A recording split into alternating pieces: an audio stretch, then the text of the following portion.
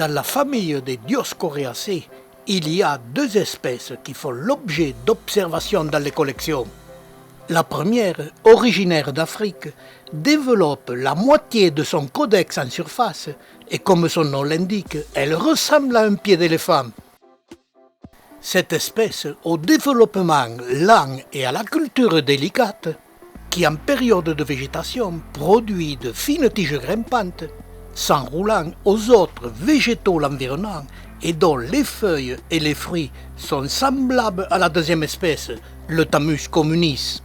Celle-ci, originaire du sud-ouest de la France, possède elle aussi un codex, mais celui-ci est profondément enfoncé dans le sol.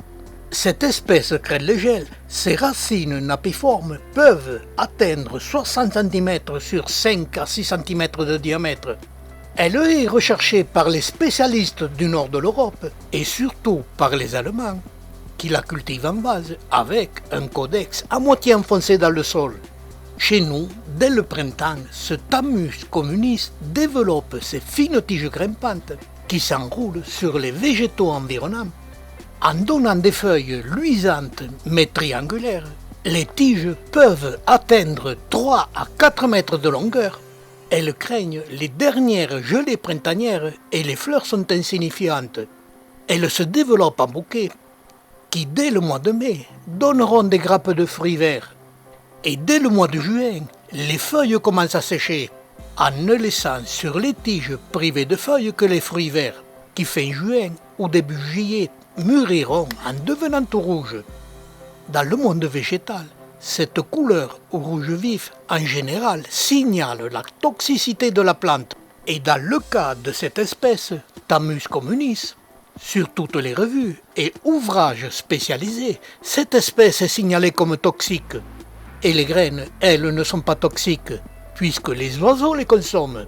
Ces graines, au nombre de 5 à 6 par fruit, naissent facilement et ont du mal à perpétuer l'espèce qui est en voie de régression.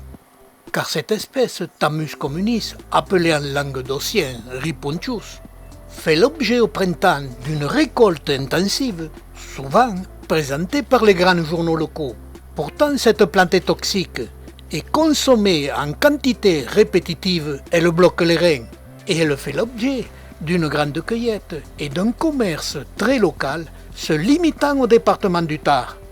Malheureusement pour la plante, la consommation de cette espèce commence à déborder de notre département, car le développement végétatif du Thammus communis ne dure que 2 mois. Et trop cueillie, elle n'a pas le temps de développer ses fruits pour perpétuer l'espèce, sa vie végétative étant trop courte.